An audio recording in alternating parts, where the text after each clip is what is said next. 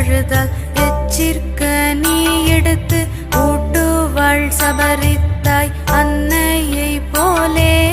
அன்பு காட்டும் அவளை காணும் ஆசை உனக்கில்